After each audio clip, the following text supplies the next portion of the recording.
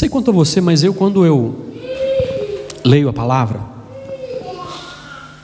uma das maneiras da gente poder compreender mais o que a palavra de Deus nos diz é quando você se coloca naquele lugar, você começa a imaginar você exatamente naquele ambiente, naquela história, naquele contexto.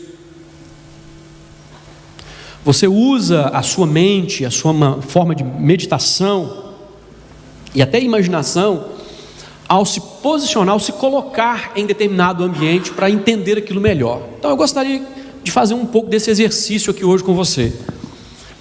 Eu gostaria que você pensasse agora como que fosse há 2000 anos atrás e você fosse um dos discípulos de Jesus.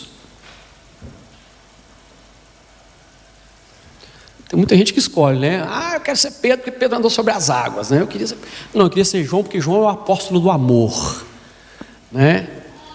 E assim vai. Eu queria ser Paulo, não, mas Paulo agora não vale porque é só os 12 mesmo que andaram com Jesus. Ninguém quer ser Judas, é lógico, né? Espero que não queiram mesmo. Não é? Mas ninguém quer ser Tomé também, né? Que é o incrédulo, né? E a gente fica nessa coisa. Mas eu gostaria que você pensasse aí que você é um dos 12. E aí imagina, vamos imaginar, surge Jesus, mestre em Israel, pregando o evangelho do arrependimento, e você toma uma decisão de seguir Jesus. Cada um dos discípulos, né, tem uma história, tem um momento em que ele decide largar tudo e seguir Jesus, não é? E nós, então, nos encaixamos nessa questão. Você largou tudo e seguiu Jesus, e começou a seguir Jesus. E aí, entendendo o seguinte, que nesse tempo, Jerusalém já era dominada pelos romanos há cerca de 90 anos.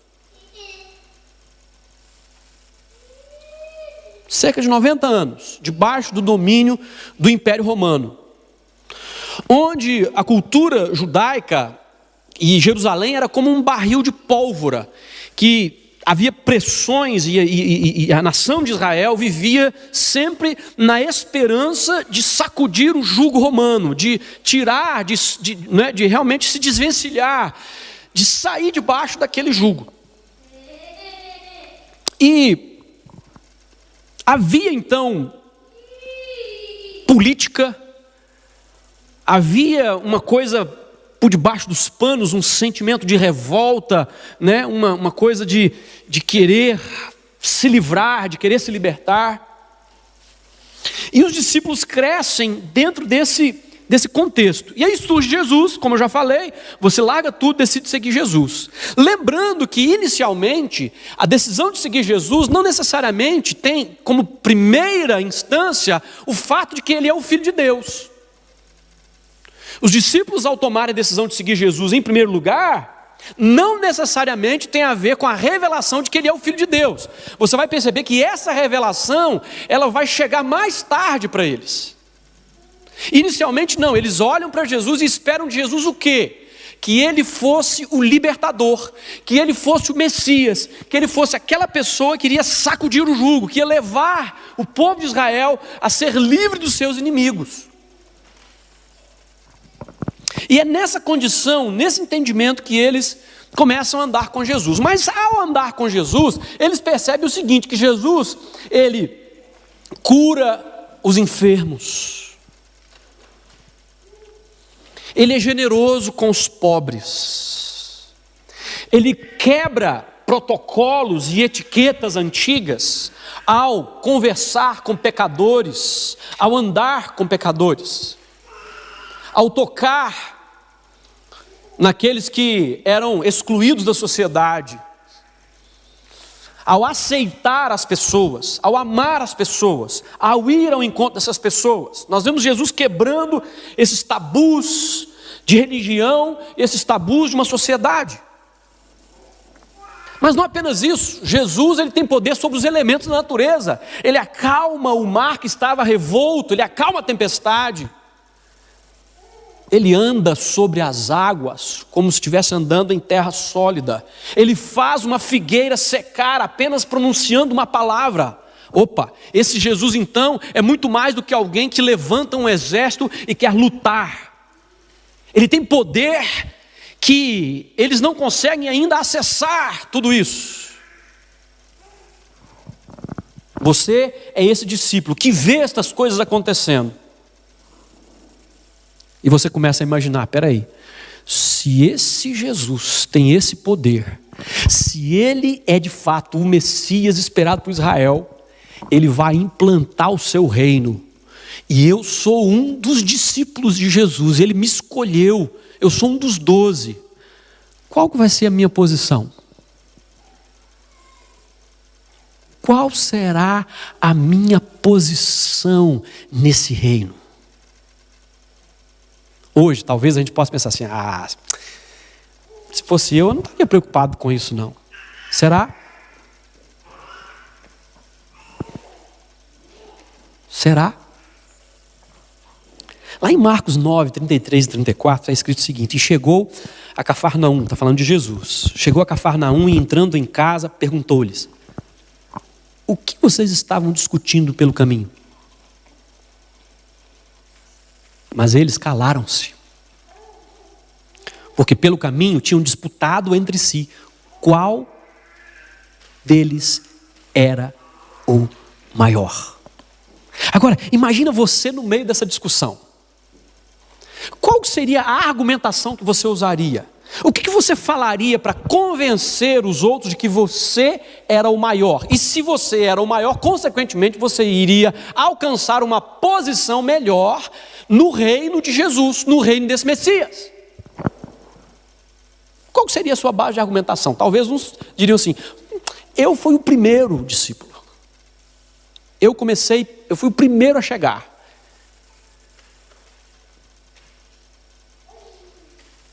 De repente o outro diria assim: mas eu que segurei o cesto de peixe para Jesus multiplicar. E o outro diria: mas eu imagino Pedro nessa história. O que você acha que ele ia falar?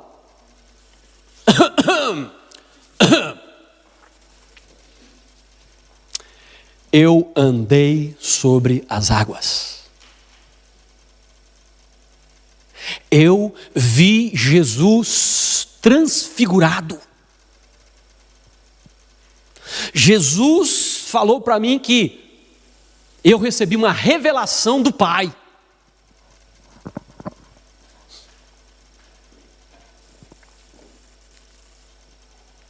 É interessante porque o texto diz que eles disputavam, eles brigavam entre si, eles realmente estavam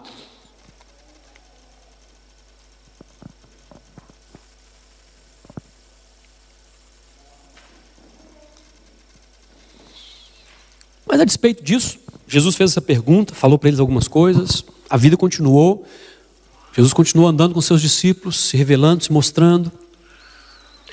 Mas essa disputa, ela continuou. Ela continuou.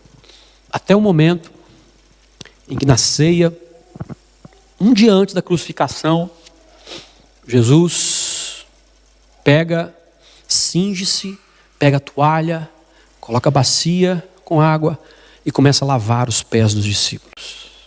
E nós, lógico, sabemos da história muito bem que, apesar deles ficarem chocados, ao ponto de Pedro negar, dizer: não, jamais que o Senhor vai lavar meu pé.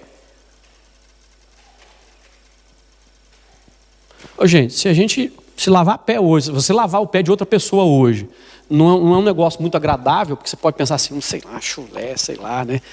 O que tem nesse pé, né?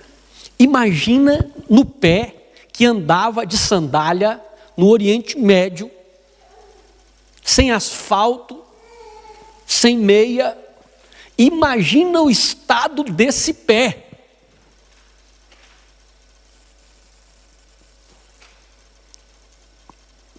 E Pedro está meio que escondendo, né? Igual quando a gente está com o sapato furado, fica tentando esconder para ninguém ver, né? Você fica preocupado se alguém vai ver a sola. Acho que nem todos passaram por isso, né? Eu já. É um negócio estranho. E Pedro resiste, e Jesus dá uma dura nele. Fala, não. Se você não permitir eu lavar os seus pés, então você não tem parte comigo. Ah, Senhor, então lava não só os pés, mas lava o corpo todo. Pedrão, né? Pedro, só o pé, tá? O resto não precisa, só o pé. Jesus lava os pés dos discípulos, senta-se à mesa e diz, vocês entenderam o que eu fiz? Vocês entenderam o que eu fiz? Se eu sendo... Vocês me chamam Senhor e Mestre, na verdade eu sou. Se eu que sou o Senhor e Mestre vos lavei os pés, vós também deveis lavar os pés uns dos outros. Porque as gentes, os povos, maiores são aqueles que dominam sobre eles. Mas entre vocês não será assim. Aquele que quiser ser o maior, seja servo de todos.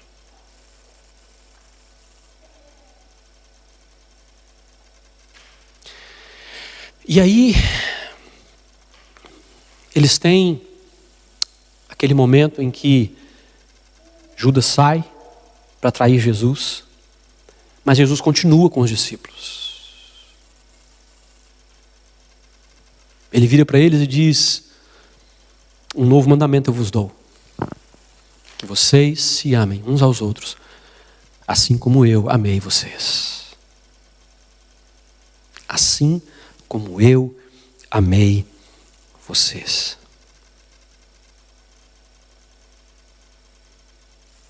Eles saem, eles cantam um hino, saem dali, vão para o Getsemane, era a hora de orar. Jesus orando, os discípulos dormindo. Jesus volta, dá uma dura neles, volta para orar e eles dormem de novo.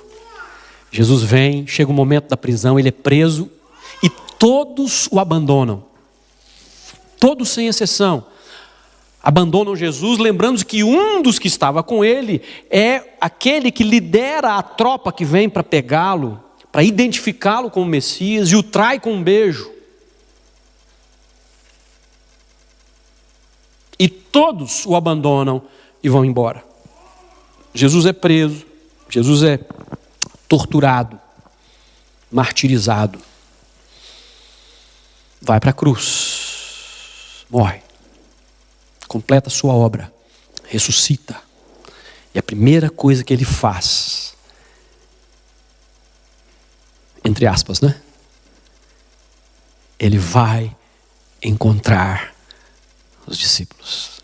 Ele vai encontrar aqueles mesmos que o traíram, que o abandonaram. E os encontra, e os chama para perto, e se revela, e se manifesta. E diz, vocês precisam continuar unidos, vocês precisam entender o que eu estou fazendo. Vocês precisam amar uns aos outros, como eu amei vocês.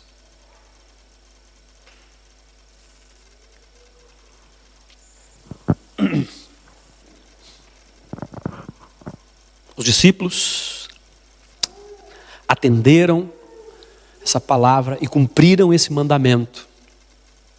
Nós conhecemos a história, nós conhecemos as marcas de transformação por onde o verdadeiro cristianismo passou.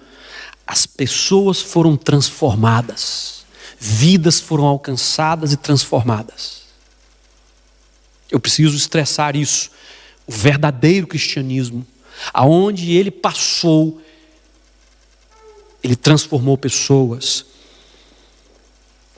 E mesmo depois de 2000 anos, aqui estamos nós, alcançados pela verdade do amor de Jesus por nós, que foi passado porque um grupo atendeu ao seu chamado e viveu o seu mandamento de nos amar, de nos amarmos uns aos outros. Mas o que na verdade levou os discípulos dessa atitude de disputa lá quando eles disputavam para ver quem ia ser o maior, a serem esses discípulos que agora são totalmente despojados de ambição terrena. Todos eles seguiram a Jesus e morreram por causa de pregarem o Evangelho, de anunciar a ressurreição de Jesus. Foram perseguidos e mortos.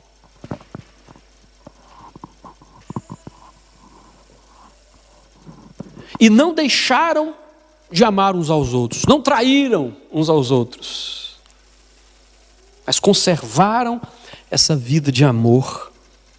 O que fez com que eles mudassem tão drasticamente?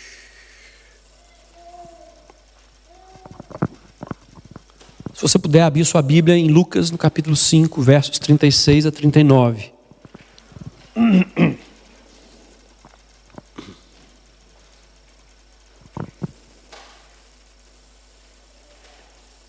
Lucas, capítulo 5, versos de 36 a 39.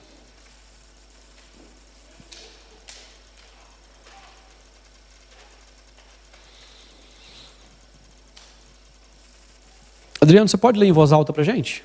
Por favor. Propôs-lhes também uma parábola. Ninguém tira um pedaço de um vestido novo para cozer em vestido velho. Do contrário, não somente rasgará o novo, mas também o pedaço do novo não fundirá com o velho. E ninguém deita vinho novo em odres velhos. Do contrário, o vinho novo romperá os odres e se derramará, e os odres se perderão. Mas o vinho novo deve ser deitado em odres novos. E ninguém quer beber do velho, quer o novo, porque diz, o velho é bom.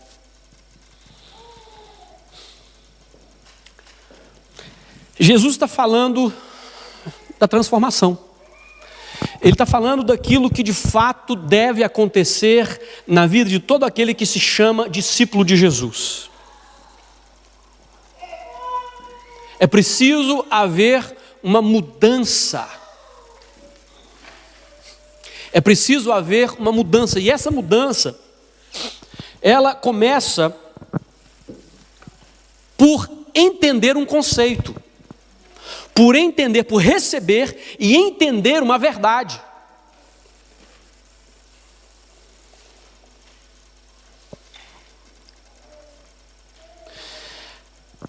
O pano de fundo dessa questão de Jesus com os discípulos aqui em Lucas é porque os fariseus chegaram para ele e disseram assim: aqui, os discípulos dos fariseus jejuam, os discípulos de João jejuam, por que os seus discípulos não jejuam?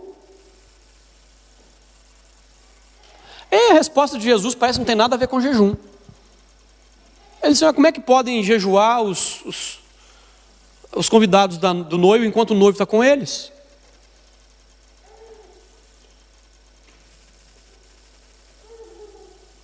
E aí ele fala, e aí ele conta essa parábola, ele faz essa aplicação.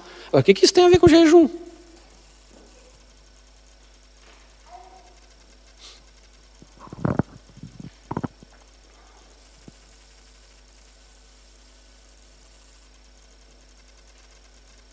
que ele está dizendo é que não adianta nada jejuar como os discípulos dos fariseus estavam jejuando e até os discípulos de João estavam jejuando.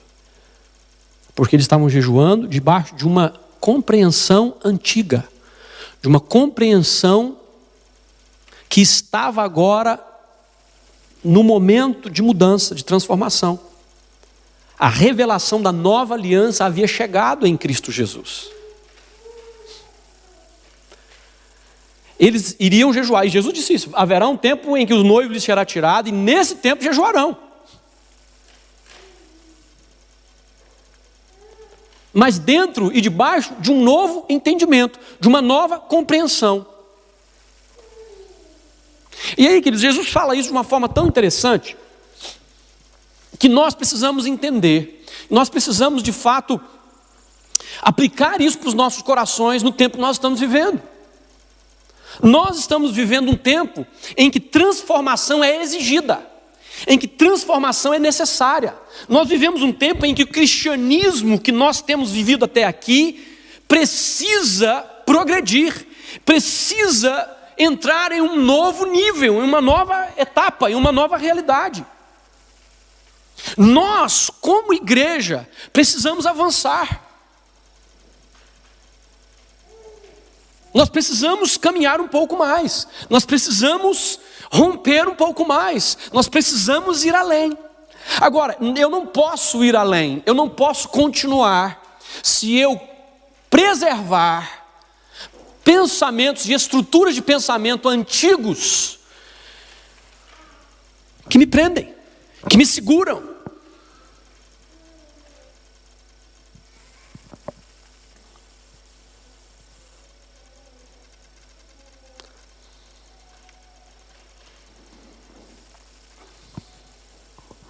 Eu preciso ouvir a verdade, eu preciso ouvir a palavra de Deus, eu preciso ouvir Deus e eu preciso criar ou fortificar a convicção daquilo que Deus está me falando, aquilo que Deus está apontando, a direção que Deus está nos dando.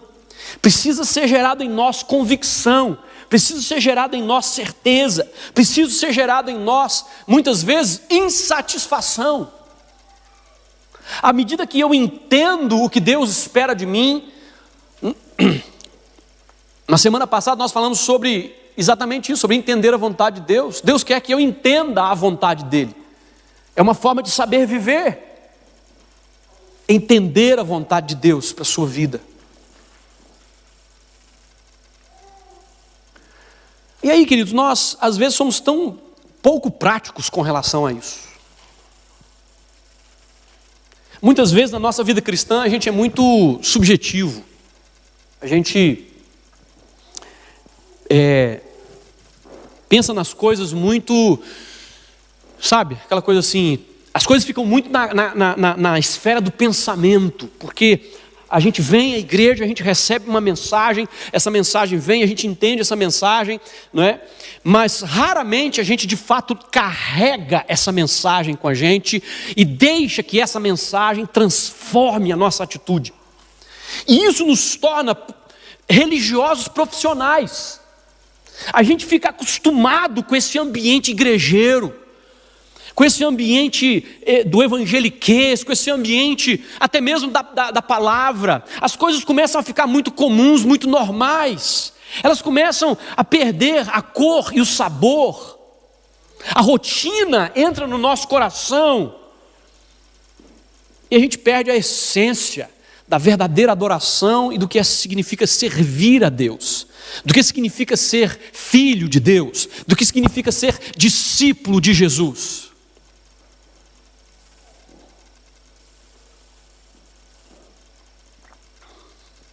E a gente não precisa ir longe nos detalhes de uma visão ou nos detalhes daquilo que Deus espera de nós.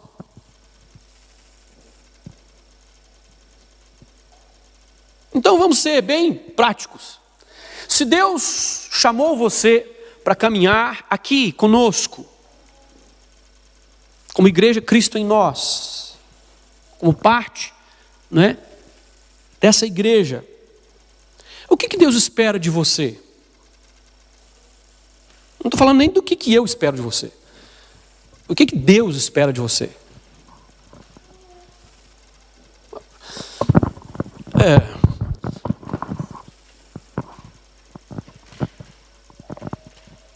O que Deus espera de você? Independentemente de ser aqui, que seja qualquer outra igreja da qual você decide fazer parte e entende que Deus está levando você a este lugar. O que Deus espera de você?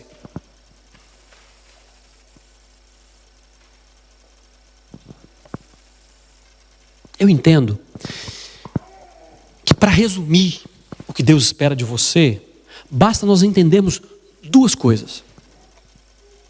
Primeiro, amarás o Senhor teu Deus. Amarás o Senhor teu Deus de todo o teu coração, com todas as tuas forças, com toda a tua alma e com todo o teu entendimento. E amarás o teu próximo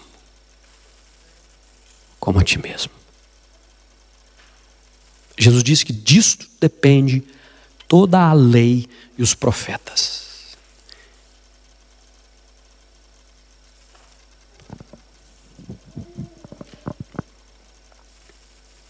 Deus espera de você que, ao fazer parte dessa igreja, você o ame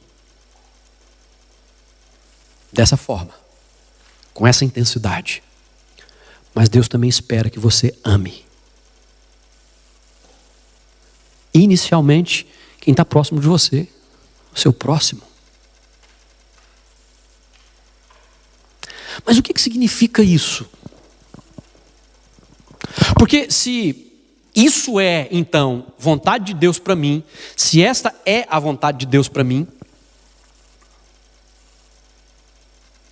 se esse é o mandamento de Deus para mim, significa que se eu não o estiver fazendo, eu estou pecando, Paulinha. Essa é a palavra. Não é nem errando, nem falhando. É pecando.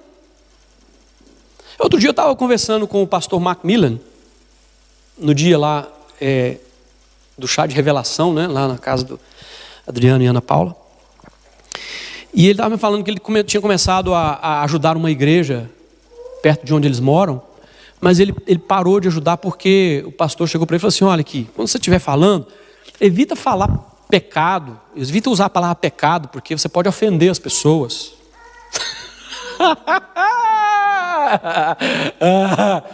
Queridos, é aí que nós estamos chegando, é nesse lugar de indiferença em que as pessoas não podem nem mais sequer ouvir que de fato elas estão pecando contra Deus, que isso vai ofendê-las.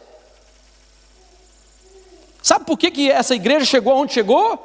É porque as pessoas começaram a ser complacentes, elas começaram a dizer que não tem nada a ver, elas começaram a entender que o que está escrito e o que se vive não é a mesma coisa.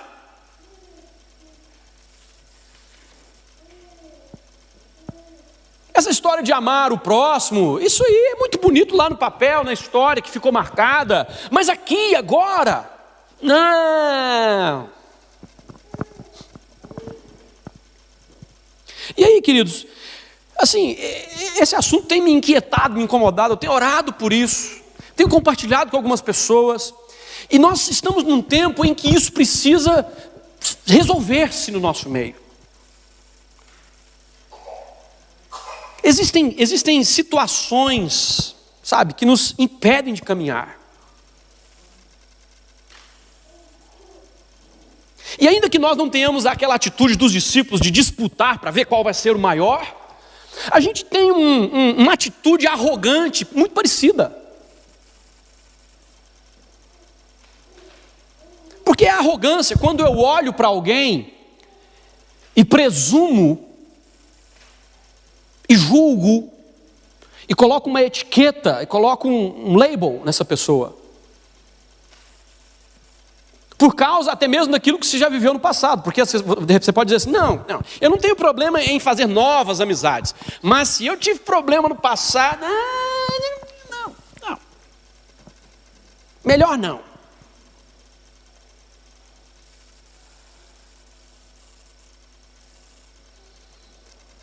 E vamos ser honestos, queridos.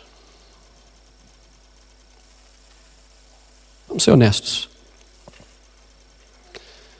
Se Deus nos manda amar, e eu não amo,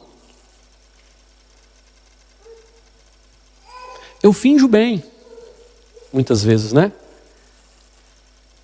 Sorri, cumprimento, chego perto, né? Mostra até um pouco de solicitude, né?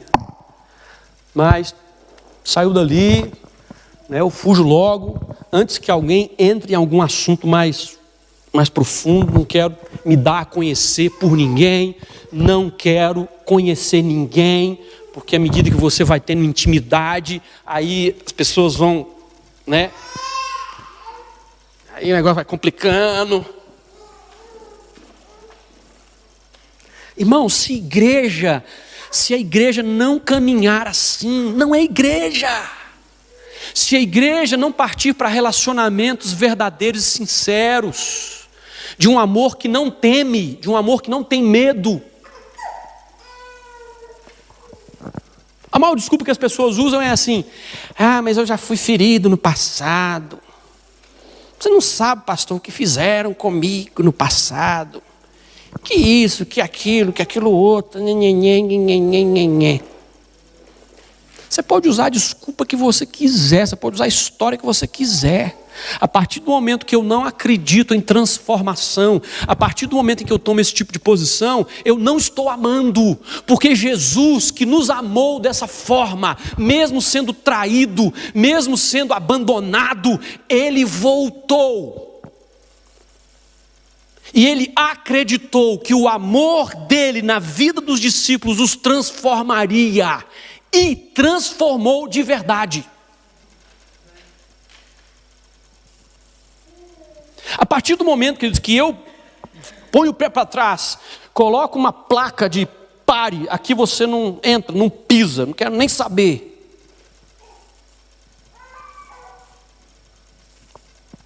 Eu estou negando que sou discípulo de Jesus, porque não existe como ser discípulo de Jesus e se recusar a amar. Não existe, não tem como coexistir as duas coisas. João fala sobre isso de uma forma muito clara. Ele diz: aquele que não ama não conhece a Deus, porque Deus é amor.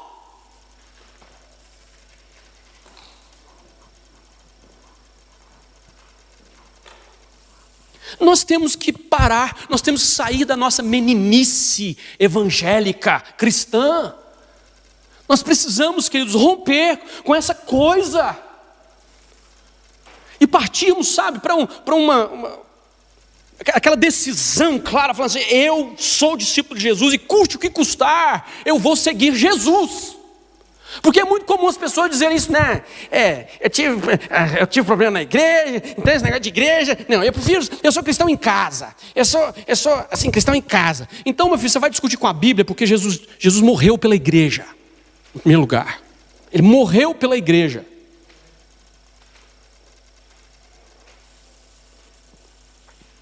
Deu a sua própria vida. E eu não estou falando de instituição, não.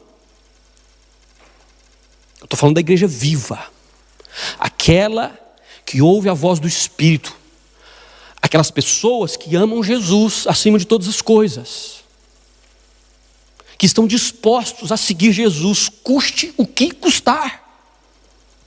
E esse é o grande problema e o grande confronto que nós temos hoje, queridos.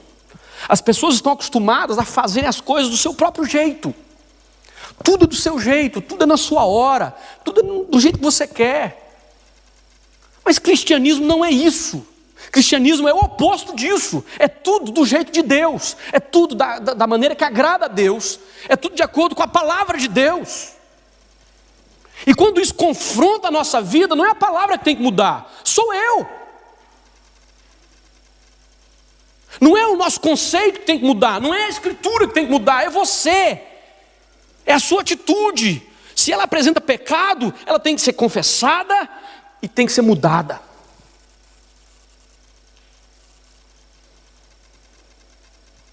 Porque do contrário, eu estou me enganando, enganando as pessoas,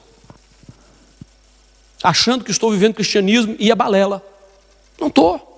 Eu estou brincando de igreja, brincando de cristão.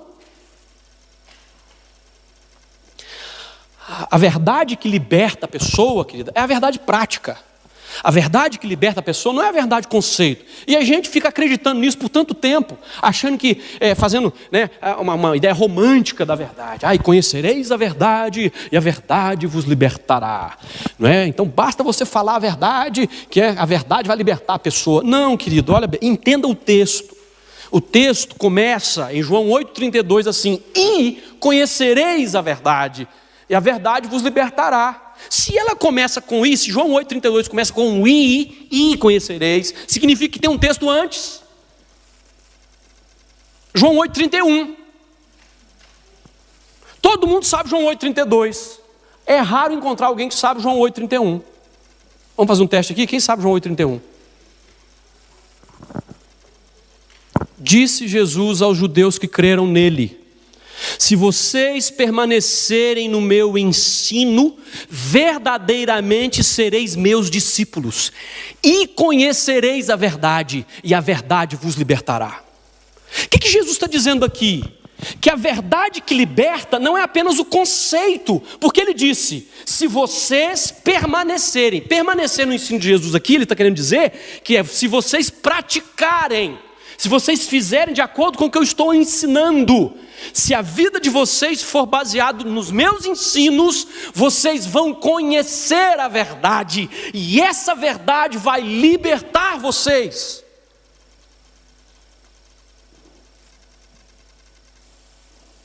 A verdade, conceito que fica na sua cabeça, mas não é praticada, não liberta coisa nenhuma. Ela vira lei na sua vida e ela te escraviza e te mata.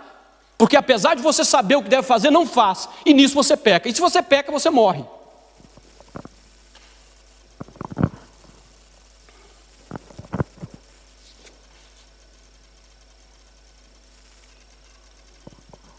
Se vocês permanecerem no meu ensino, verdadeiramente sereis meus discípulos e conhecereis a verdade. E a verdade vos libertará. Se eu sei que eu devo amar, mas não ajo em amor, então quer dizer que essa verdade ainda não me libertou, porque ela não foi praticada.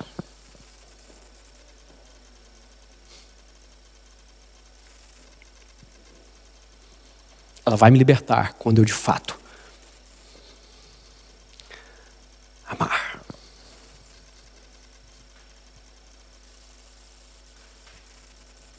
É isso que Deus espera de você. É isso que Deus espera de mim. Agora, meu querido, se eu ficar com mimimi, com coisinha, com ninguém, como que você vai explicar isso diante de Deus? Senhor, o Senhor mandou eu ir para aquela igreja, mas naquela igreja tinha aquela pessoa, sabe, que negócio assim, que não, a gente não se cruza, a gente não dá, sabe, incompatibilidade de gênio. Meu filho, manda o gênio para a lâmpada e joga ele no mar e vai viver. Eu nunca vi incompatibilidade de gênio na Bíblia. Alguém já viu aqui? Eu não conheço incompatibilidade de gênero na Bíblia. Não existe isso. Isso é coisa moderna, isso é coisa para quem está inventando desculpa. Porque as pessoas que nós precisamos amar são exatamente aquelas que nos desafiam a amar. Porque não existe merecimento envolvido, porque não existe troca envolvida. Porque nós somos muito interesseiros. Nosso amor é muito interesseiro. E não adianta você dizer que não é, porque é.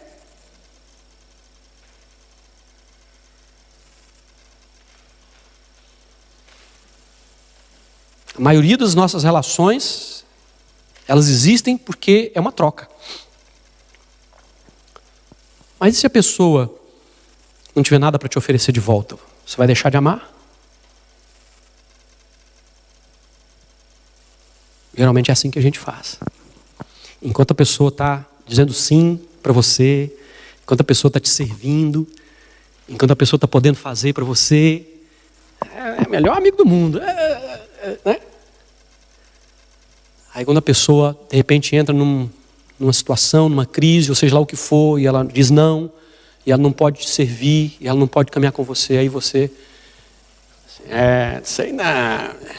Nossa amizade foi abalada. Será que existia amizade de verdade? Ou era só o interesse?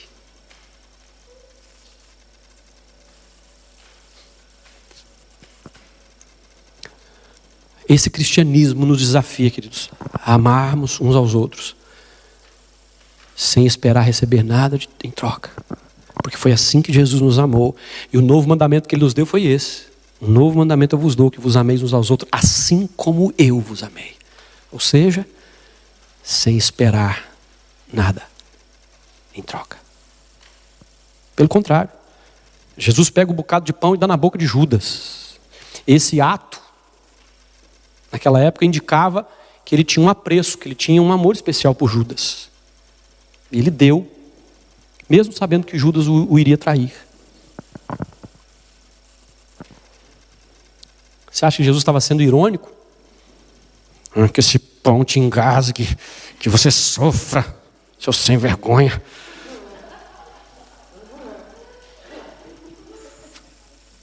Dá para você imaginar Jesus dando pão para Judas pensando num negócio desse? Não, de forma nenhuma.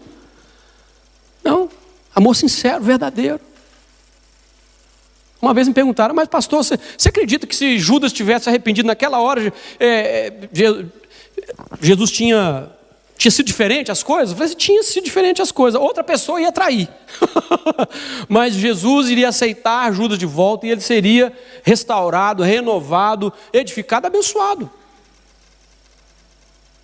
Mas foi a escolha dele, apesar do amor envolvido, apesar do amor liberado. Aí ele tomou uma decisão de se afastar. Mas a decisão não foi de Cristo. E é isso que nós precisamos entender. O momento que nós vivemos é um momento extremamente importante. E aí, queridos,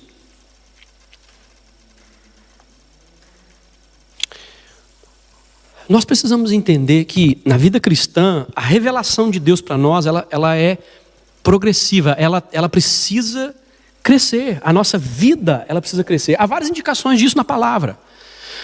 A vida do justo é como a luz da aurora, que vai brilhando mais e mais até ser dia perfeito.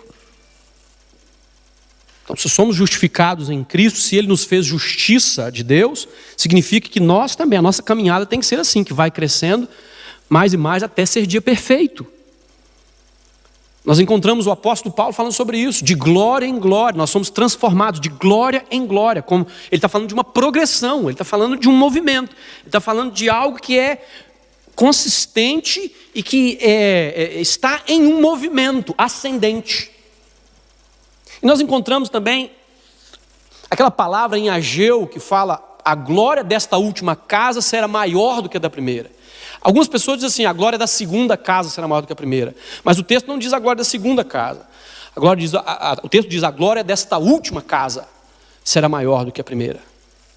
Ou seja, o momento em que eu estou vivendo precisa ser mais intenso, mais profundo do que aquilo que eu já vivi. É isso que Deus tem para você. Agora, isso só pode vir para você, isso só pode acontecer na sua vida quando houver esse desprendimento. Querido, é triste quando a gente vê a restauração de Israel depois do cativeiro babilônico. Quando Neemias, vem restaurar a cidade, e eles restauram a cidade, e aí eles restauram o templo, e aí o povo se ajunta e vai para o momento de adoração. Mas sabe o que acontece? As pessoas choravam. As pessoas choravam, e havia um misto de choro. Algumas pessoas choravam porque o templo estava sendo restaurado. Eles estavam felizes porque havia uma restauração acontecendo. A adoração a Deus estava sendo restaurada, né? A vida, o culto, a lei, a palavra, o valor estava sendo restaurado. Mas alguns estavam chorando porque tinham conhecido a glória do primeiro templo. E eles choravam com saudade do primeiro. Eles choravam porque aquilo que eles estavam vivendo agora não se comparava àquilo que já tinha sido antes. E nós não podemos, queridos, ser assim. Chega um momento em que os líderes dizem assim, olha, nada mais de chorar. Agora é tempo de se alegrar, porque o Senhor está restaurando as coisas. Alegrem-se Levantem-se, regozijem-se nesse dia, porque Deus fez isso. Por quê? Porque as pessoas estavam melancólicas, chorando, olhando para trás.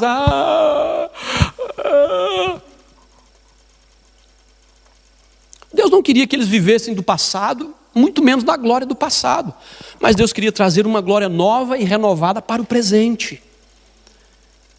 Independentemente, querido, se você viveu uma crise ou se está em crise, o que Deus quer para você é levar você a essa condição em que a glória desta última casa será maior do que a da primeira, ou seja, tudo que você já viveu em Deus, Deus quer não apenas restaurar o que você já viveu, mas Ele quer levar você além do que aquilo que você já viveu. Ele quer que você viva uma glória maior, Ele quer que você seja transformado em uma glória maior, que você seja transformado em um cristão melhor, em um discípulo melhor.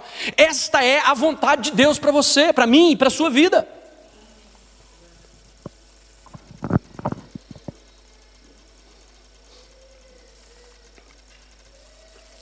Tudo recai em uma questão.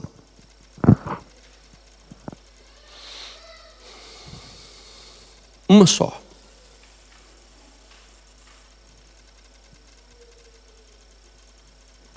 Você quer?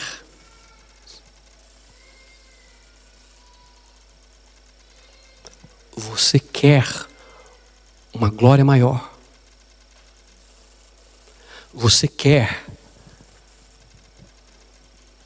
essa vida que Jesus preparou para você? Porque se você não quiser, então não adianta. Deus não força ninguém. Deus não empurra ninguém.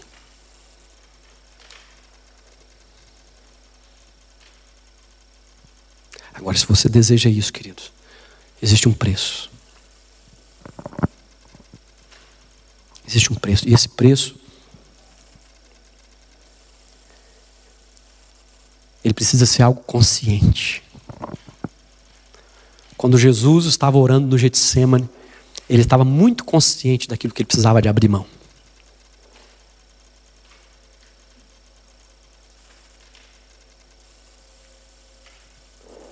Da mesma forma, você precisa ser consciente. É por isso que Paulo, em Romanos 12, eu quero encerrar com essa ideia.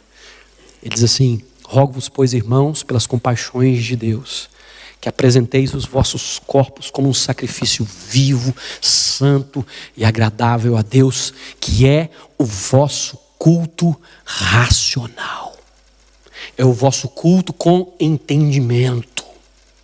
É quando você entende o que você está fazendo. É quando você entende o sacrifício que você está fazendo. É quando você entende o porquê você está abrindo mão de determinadas coisas. Quando você entende o porquê. E mesmo assim você faz, sabendo que isso está te custando alguma coisa. Mas você faz porque você sabe que vale a pena. Porque a recompensa de servir a Deus é incomparável. Obedecer a Deus é incomparável. Viver e ter a certeza de que está vivendo o melhor de Deus para você é incomparável. Nada neste mundo pode se comparar. Nenhuma riqueza, nenhum alcance, nenhuma aquisição. Nada pode se comparar à certeza de que você está vivendo para Deus e de que a vontade de Deus está se cumprindo em você na íntegra. Não está nada ficando para trás.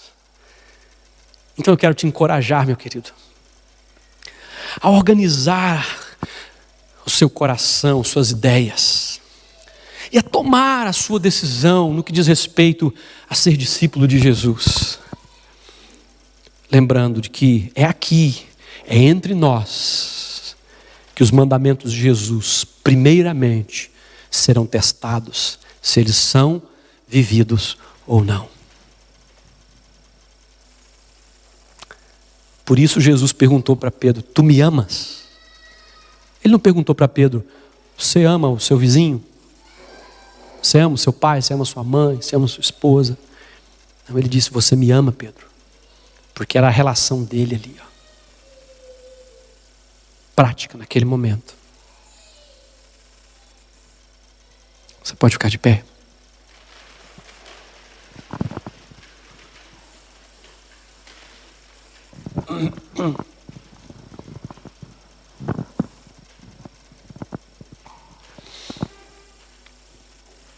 Para que aquilo que eu falei não vire apenas um conceito na sua mente, você precisa tomar uma atitude prática, uma decisão prática. A primeira decisão é a seguinte: se você reconhece que tem resistido ao relacionamento com outras pessoas aqui, em primeiro lugar você precisa se arrepender. Você precisa pedir perdão a Deus. Em segundo lugar, você precisa se abrir. Olhe para uma pessoa e comece a se aproximar dessa pessoa. Talvez seja difícil você se aproximar de todos de uma vez, mas pouco a pouco, de pessoa a pessoa, você pode reconstruir. Você pode construir uma nova relação dentro de um novo padrão, dentro de um novo conceito, de acordo com a verdade de Deus. Queridos, ao falar sobre isso, dentro de mim, meu espírito se agita. Eu tenho a certeza plena de que essa é a vontade de Deus para cada um de nós.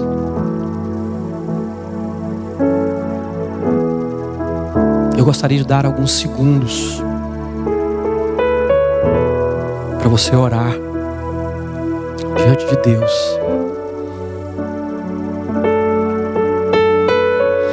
E fazer aquilo que você precisa fazer.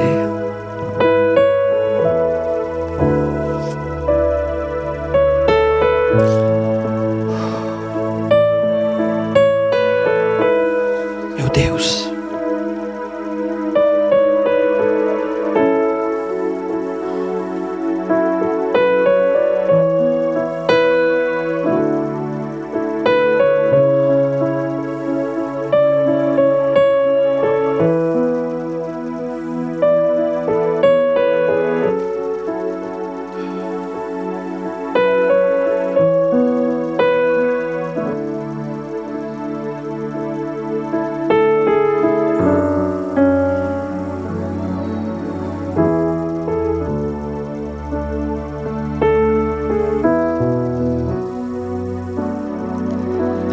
O Senhor é o Deus que sonda os corações. O Senhor é o Deus que envia a Tua palavra, Senhor, para nos curar. O Senhor sabe o quanto nós temos orado, Senhor, para que haja cura nos corações. Temos pedido ao Senhor, ó Deus, que cure os corações.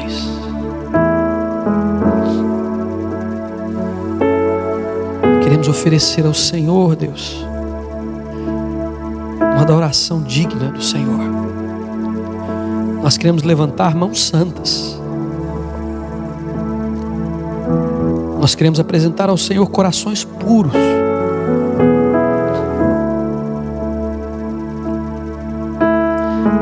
Então ensina-nos, Deus, ajuda-nos a vencer os nossos obstáculos. Ensina-nos a identificar o que é pecado, a abandonar.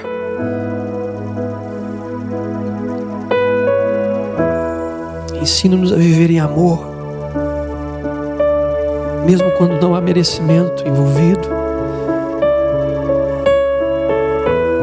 Ensina-nos, Senhor.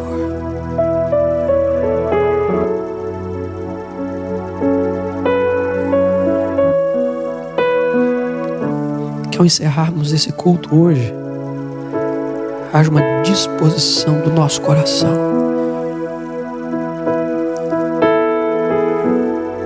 a começar de novo,